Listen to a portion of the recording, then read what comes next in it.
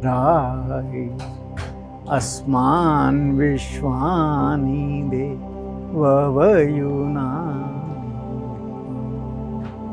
ययोधस्माजुः प्राणमेणो भूयिष्ठान्तेन मयुक्तिं विधे। देखो, इस मंत्र में हमारे ऋषि मुनियों ने कितना अच्छा उपदेश दिया है। ओम अग्ने नाय सुबोधा।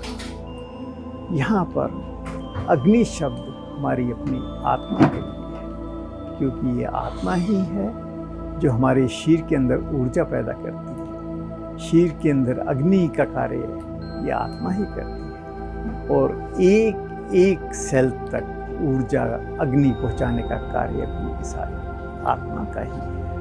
तो क्या है, अग्नि नाय सुपथाराय। तो उसने परमपिता परमात्मा से ये मांग की है, ये डिमांड की है कि मुझे सुपथ, एक सद्ज्ञान दे, अच्छा ज्ञान दे, अच्छा रास्ता दिखा, ताकि मैं अपने जीवन को एक अच्छे मार्ग की तरफ ले जाता हुआ, सत्कर्मों की ओर ले जाता हुआ एक समृद्धि को प्राप्त हो। अच्छा मार्ग अपनाते हुए, गलत मार्ग अपनाते हुए। इसी तरह उन्होंने आगे क्या है, मुझे किसी भी बुरे कर्म के पहले ही आप आगाह कर दें। इस मंत्र का एक निष्कर्ष यही है, और इसी पे आधारित है। हमारे अंदर जितनी भी व्याधियां होती हैं, तो हम परम पिता परमात्मा से ये प्रार्थना करते हैं कि मुझे उन व्याधियों को, उन बीमारियों को ठीक करने के सही रास्ते दिखा, ताकि मैं जीवन पर्यंत अपने शरीर को बिल्कुल ठीक रख सकूं। इसी तरह जैसे हम लोगों को, हमारे कुछ लोगों को ब्रोंकियल अस्थमा या दमा की तकलीफ हो जाती है। कभी हमने ये नहीं सोचा इस ब्रोंकियल अस्थमा या दमा के पीछे कारण क्या है। हमने उसका सुपथ ढूंढने की कोशिश नहीं की, बल्कि उसके सिम्टम्स को दबाने के लिए कभी हम स्टीरॉयड, कभी एंटी एलर्जी, कभी ब्रोंकोडायलेटर। इसके पीछे एक ही कारण है कि हमारे जो फेफड़े हैं वो बहुत कमज़ोर होते हैं, लंग्स बहुत वीक हो जाते हैं, जिससे वो छोटी छोटी चीज़ से सेंसिटिव हो जाते हैं, उनके अंदर बलगम जमा शुरू हो जाती है, और ये हमें एक दमे के रूप में उभरती है, एक ब्रोंकियल अस्थमा के रूप में। अब ज़रूरत है हमें अपने इन फेफड़ों को, इन लंग्स की दीवारों को, इन एल्वियोलाई को, ब्रोंक्यूल्स को मजबूत करने की, ना कि हमें सिम्टम दबाने की ज़रूरत है। क्योंकि सिम्टम दबाने मात्र से बीमारी अंदर की अंदर ही रहेगी, हम अंदर से मजबूत नहीं होंगे।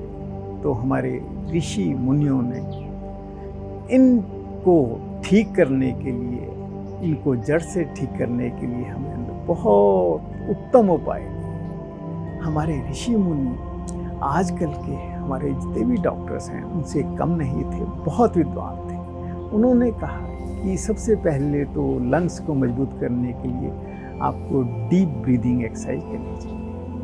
भस्त्रिका का उन्होंने बहुत अच्छा उपयोग बताया है कि आपने अपने लंग्स को पूरी तरह हवा से भर लो, सारे एल्वियोलाई फुला दो, और उसके बाद धीरे धीरे या एकदम जोर से इसको छोड़ दो। बार बार ऐसा करने से आपके लंग्स मजबूत हो जाते हैं। इसी तरह हमारा एक योग आता है, अक्षय योग। उसमें भी अगर हम डीप ब्रीथ करके, जब हम बहुत देर तक उसको रोक के रखते हैं, तो उसमें जो बंधुओं द्वारा और जो हमारी इसकी कुंडली शक्ति से, जो हमारी नाड़ी शक्ति से जितनी ऊर्जा बाहर निकलती है, वो हमारे ब्रोंक्यूल्स में, हमारी एल्वियोलाई में भर जाती है, और इनको इतना मजबूत कर देती है कि आपके अंदर किसी भी तरह की कोई व्याधि, अस्थमा वगैरह होने की कोई संभावना नहीं रहती। एक और ऋषि मुनियों ने हमें बहुत अच्छा ज्ञान दिया है कि हमारे पास कुछ ऐसी जड़ी बूटियाँ हैं जिनका सीधा प्रभाव हमारे लंग्स पे पड़ता है, और इसमें सबसे उत्तम औषधि है तुलसी। अगर हम नियमित ढंग से तुलसी का प्रयोग करते रहें, तुलसी को पीस के शहद के साथ ले लें, तुलसी और पिपली का इस्तेमाल करें, दोनों को पीस के शहद से इस्तेमाल करें, या सारा दिन तुलसी का उबला हुआ पानी एक बार सुबह बना के रख लीजिए, आप उसी का इस्तेमाल कीजिए।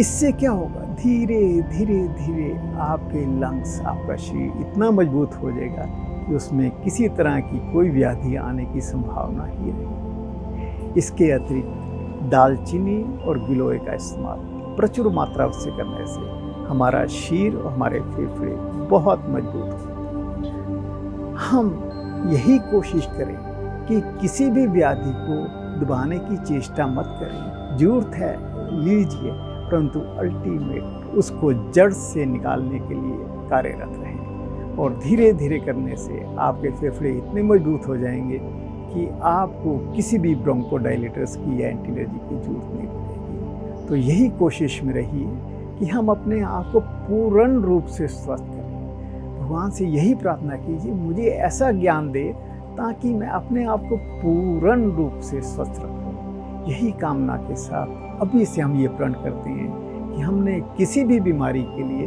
अपने शरीर को चुस्त बनाना है, शरीर को दृढ़ बनाना है, स्वस्थ बनाना है, ना कि सिम्टम्स को दबाना है। ओम शांति।